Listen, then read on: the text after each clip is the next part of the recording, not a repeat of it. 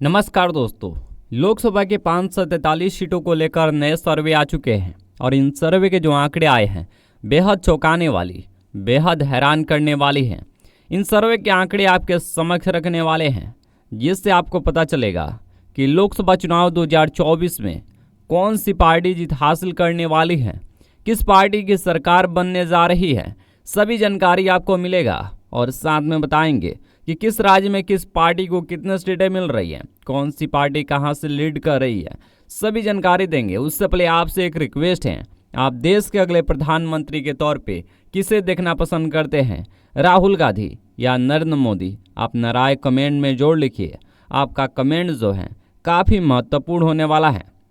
दोस्तों, अगर हम सबसे पहले जम्मू और कश्मीर की बात किया जाए तो जम्मू और कश्मीर में 5 लोकसभा सीटें आता हैं और यहाँ पर एनडीए जो है इन सर्वे के मुताबिक 3 सीटों पर लीड करती हुई दिख रही है, जबकि इंडिया अलायंस मात्र 2 सीटों पर लीड करती हुई दिख रही है। तो अन्य का यहाँ पर खाता भी नहीं खुल पा रहा है।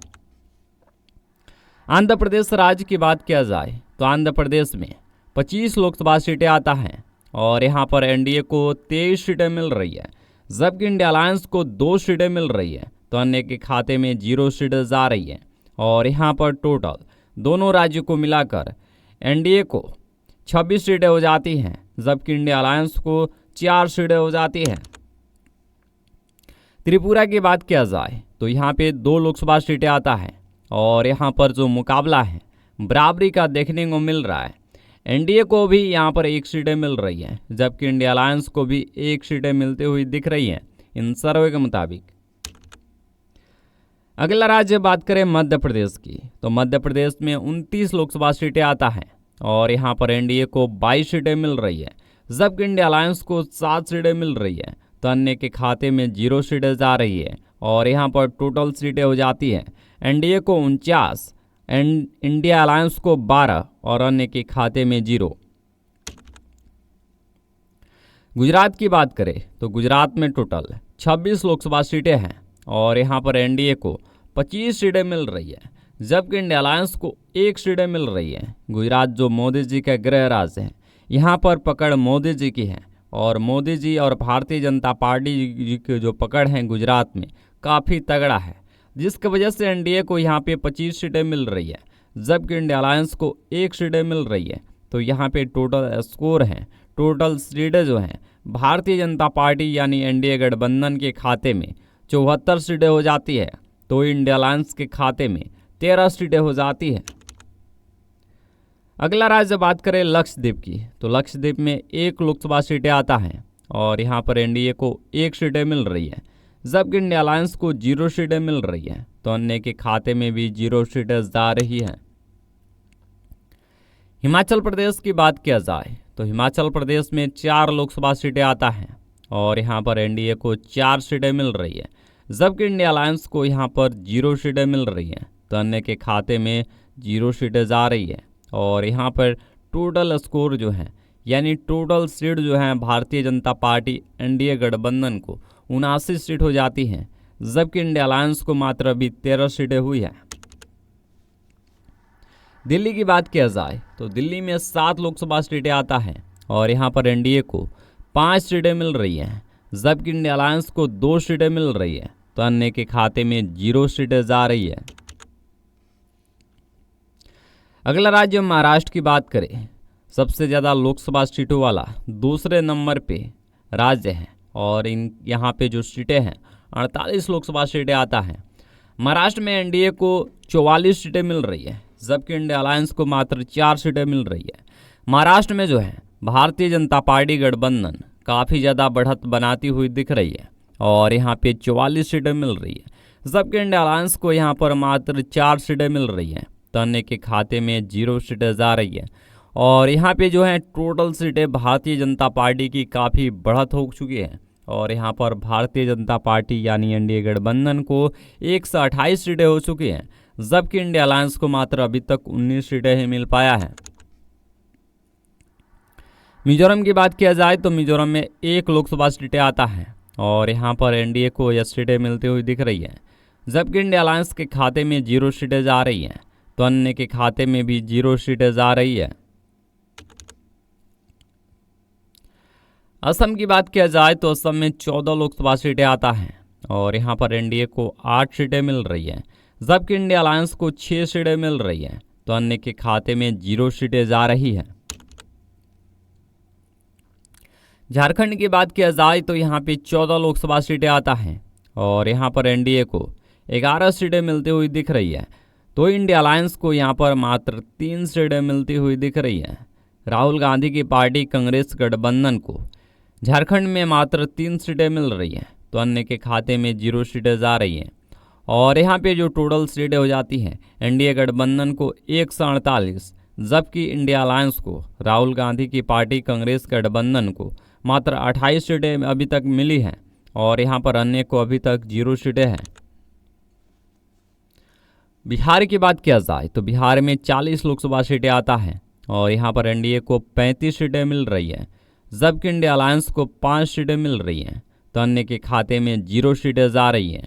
और यहाँ पर भी एनडीए जो है काफ़ी ज़्यादा बढ़त बनाता हुआ दिख रहा है, जबकि एनडीए गठबंधन जो है इंडिया गठबंधन जो है मात्र 5 सीटों पर सिमटता हुआ दिख रहा है।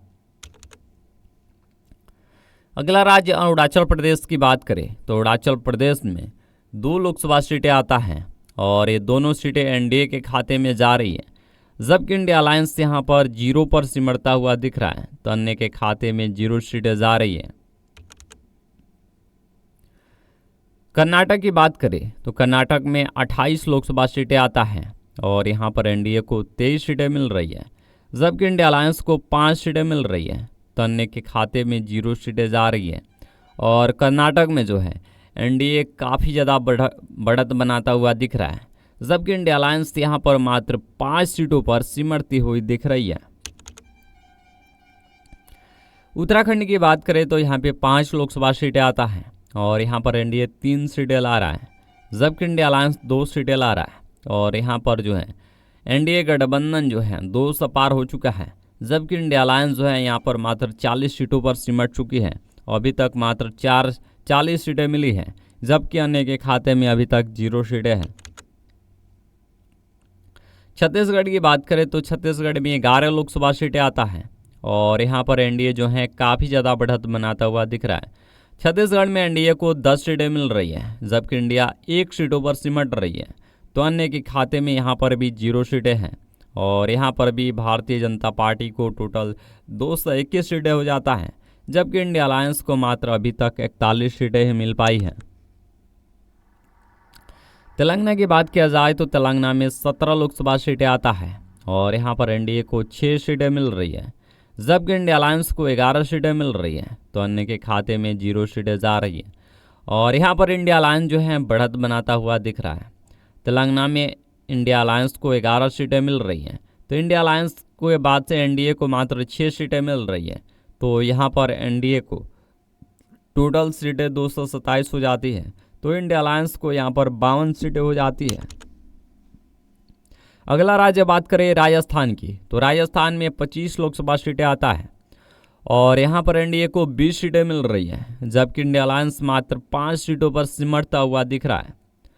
इंडिया अलायंस यहाँ पर 20 सीटों के साथ लाता हुआ 247 सीटें हो जाती हैं और यहाँ पर एनडीए गठबंधन को टोटल 247, जबकि इंडिया अलायंस को अभी तक 57 ही सीटें मिल पाई हैं। अगला राज्य उड़ीसा की बात करें तो उड़ीसा में 15 लोकसभा सीटें आता है और यहाँ पर एनडीए को 6 सीटें मिल रही हैं, जबकि इंडिया अलायंस के खाते में 0 सीटें जा रही हैं। नागालैंड की बात किया जाए तो नागालैंड में टोटल 1 लोकसभा सीटें आता है और यहाँ पर एनडीए को 1 सीटें मिल रही है, जबकि इंडिया अलायंस को 0 सीटें मिल रही हैं, तो अन्य के खाते में भी 0 सीटें जा रही है। पंजाब की बात किया जाए तो पंजाब में टोटल 13 लोकसभा सीटें आता है और यहाँ पर एनडीए को 10 सीटें मिल रही हैं, जबकि इंडिया अलायंस को 3 सीटें मिल रही हैं, तो अन्य के खाते में 0 सीटें जा रही है। और यहाँ पर भी एनडीए जो है बढ़त बनाता हुआ दिख रहा है। पंजाब में एनडीए को 10 सीटें मिल रही हैं, तो इंडिया अलायंस जो है मात्र 3 सीटों पर सिमटता हुआ दिख रहा है। तमिलनाडु की बात किया जाए तो तमिलनाडु में 39 लोकसभा सीटें आता है और यहाँ पर एनडीए को 20 सीटें मिल रही हैं, तो इंडिया अलायंस को यहाँ पर 19 सीटें मिल रही हैं। और यहाँ पर जो है एनडीए काफ़ी ज़्यादा बढ़त बनाता हुआ दिख रहा है पिछले चुनाव के मुकाबले। और यहाँ पर एनडीए को 294 सीटें हो जाती हैं, तो इंडिया अलायंस को मात्र अभी तक 85 सीटें हो जाती हैं। राहुल गांधी के पार्टी कांग्रेस गठबंधन को अभी तक मात्र 85 सीटें मिली हैं, जबकि एनडीए जो है 200 पार हो चुका है। हरियाणा की बात किया जाए तो हरियाणा में 10 लोकसभा सीटें आता है और यहाँ पर एनडीए को 5 सीटें मिल रही हैं, तो इंडिया अलायंस को भी 5 सीटें मिल रही हैं। हरियाणा में जो मुकाबला देखने को मिल रहा है, दोनों मुकाबला जो है बराबर का दिख रहा है, क्योंकि एनडीए भी 5 सीटें ला रहा है, जबकि इंडिया अलायंस भी 5 सीटें ला रहा है। लद्दाख की बात किया जाए तो लद्दाख में 1 लोकसभा सीटें आता है और यहाँ पर एनडीए को 0 सीटें मिल रही है, तो इंडिया अलायंस को ये सीटें मिलती हुई दिख रही है। तन्ने के खाते में 0 सीटें जा रही हैं। पश्चिम बंगाल की बात करें तो पश्चिम बंगाल में 42 लोकसभा सीटें आता है और यहाँ पर एनडीए को 22 सीटें मिल रही है, तो इंडिया अलायंस को 20 सीटें मिल रही हैं। तो अन्य के खाते में 0 सीटें मिल रही है। पश्चिम बंगाल में भी एनडीए गठबंधन बढ़त बनाता हुआ दिख रहा है। इंडिया अलायंस से 2 सीटों पर ज़्यादा लीड करता हुआ दिख रहा है, जबकि इंडिया अलायंस जो है 20 सीटों पर लीड कर रही है। तो अन्य के खाते में अभी भी 0 सीटें हैं और यहाँ पर जो है एनडीए गठबंधन 300 पार हो चुका है, 321 सीटें ला चुका है, जबकि इंडिया अलायंस जो है मात्र 111 सीटों पर है। अगला राज्य अंडमान निकोबार की बात किया जाए तो यहाँ पे 1 लोकसभा सीटें हैं और ये सीटें जो है इंडिया गठबंधन के खाते में जा रही हैं, जबकि अगला सीटें जो है यहाँ पर 0 सीटें हैं। इंडिया अलायंस के खाते में 0 सीटें हैं, तो अन्य के खाते में भी 0 सीटें हैं। अगला राज्य चंडीगढ़ की बात करें तो चंडीगढ़ में 1 लोकसभा सीटें आता है और ये सीटें जो हैं इंडिया अलायंस के खाते में जाती हुई दिख रही है, जबकि एनडीए और अन्य के खाते में 0 सीटें हैं। सिक्किम की बात किया जाए तो सिक्किम में 1 लोकसभा सीटें आता है और यहाँ पर एनडीए के खाते में 0 सीटें जा रही हैं, जबकि इंडिया अलायंस के खाते में 1 सीटें जा रही है, तो अन्य के खाते में भी 0 सीटें हैं।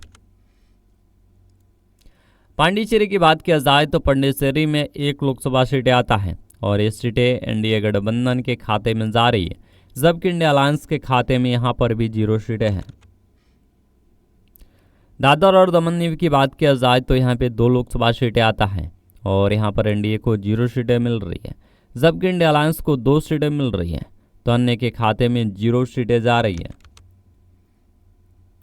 उत्तर प्रदेश की बात किया जाए सबसे ज़्यादा लोकसभा सीटों वाला राज्य है और यहाँ पे 80 लोकसभा सीटें आता हैं और उत्तर प्रदेश में एनडीए गठबंधन को 50 सीटें मिल रही हैं, जबकि इंडिया अलायंस को मात्र 20 सीटें मिल रही है। उत्तर प्रदेश में इंडिया अलायंस जो है काफ़ी कम सीटें ला रहा है, जबकि एनडीए गठबंधन यहाँ पर बढ़त बनाता हुआ दिख रहा है, तो अन्य के खाते में यहाँ पर 10 सीटें जाती हुई नजर आ रही है। मणिपुर की बात किया जाए तो मणिपुर में टोटल 2 लोकसभा सीटें आता है और यहाँ पर एनडीए के खाते में 0 सीटें जा रही हैं, तो इंडिया अलायंस के खाते में दोनों सीटें जाती हुई दिख रही हैं, तो अन्य के खाते में भी 0 सीटें जा रही है। गोवा की बात किया जाए तो गोवा में 2 लोकसभा सीटें आता है और एनडीए के खाते में 2 सीटें जा रही हैं, जबकि इंडिया अलायंस के खाते में 0 सीटें जा रही हैं, तो अन्य के खाते में भी 0 सीटें हैं। केरल की बात किया जाए तो केरल में 20 लोकसभा सीटें हैं और यहाँ पे एनडीए गठबंधन अपना खाता भी नहीं खोल पा रही है, जबकि इंडिया अलायंस यहाँ पर 17 सीटें ला रहा है, तो अन्य के खाते में 3 सीटें जा रही है और यहाँ पे टोटल सीटें 375 एनडीए गठबंधन की हो जाती हैं, जबकि इंडिया अलायंस को मात्र 155 सीटें हो जाती हैं। मेघालय की बात किया जाए तो मेघालय में 2 लोकसभा सीटें आता है और यहाँ पे मुकाबला जो है बराबरी का देखने को मिल रहा है। एनडीए को 1 सीटें मिल रही हैं, जबकि इंडिया अलायंस को भी 1 सीटें मिल रही हैं, तो अन्य के खाते में 0 सीटें जा रही हैं। यहाँ पे 543 सीटों में टोटल सीटें एनडीए गठबंधन को 376 यानी मोदी जी की पार्टी भारतीय जनता पार्टी गठबंधन को 376 सीटें हो जाती हैं, जबकि इंडिया अलायंस को 155 सीटें हो जाती हैं। यहाँ पे सरकार बनाने के लिए 272 सीटों की ज़रूरत होती है, जबकि एनडीए गठबंधन जो है 376 सीटें ला रहा है। यानी इन सर्वे के मुताबिक भारतीय जनता पार्टी जो है फिर से सत्ता में वापसी करती हुई दिख रही है, जबकि इंडिया अलायंस जो है काफ़ी ज़्यादा पीछे है, 155 सीटों पर सिमटती हुई दिख रही है, जबकि अन्य को मात्र 13 सीटें मिल रहे हैं। इन सर्वे के मुताबिक भारतीय जनता पार्टी यानी मोदी जी फिर से सत्ता में आ रहे हैं, जबकि कांग्रेस जो है फिर से सत्ता से बेदखल होती हुई दिख रही है। यानी जो है इस बार मोदी सरकार के जो नारे हैं वो सच होते हुए इन सर्वे के मुताबिक दिख रहा है। इन सर्वे में जो है काफ़ी ज़्यादा सीटें एनडीए गठबंधन को मिल रही हैं, तो इंडिया अलायंस जो है काफ़ी दूर है और राहुल गांधी को फिर से बड़ा झटका लगते हुए दिख रहा है। तो दोस्तों, इन सर्वे के बारे में आपका क्या राय है? अपना राय कमेंट में जरूर लिखिए। और इन सर्वे के जो आंकड़े आए हैं बेहद चौंकाने वाली हैं और काफ़ी हैरान करने वाली हैं। इन सर्वे के हिसाब से आपको क्या लगता है कि ये सर्वे जो है सटीक हैं या सर्वे जो है कुछ और हो सकता है? अपना राय कमेंट में जरूर लिखिए। फिर मिलते हैं आपसे अगले वीडियो में अगले जानकारी के साथ।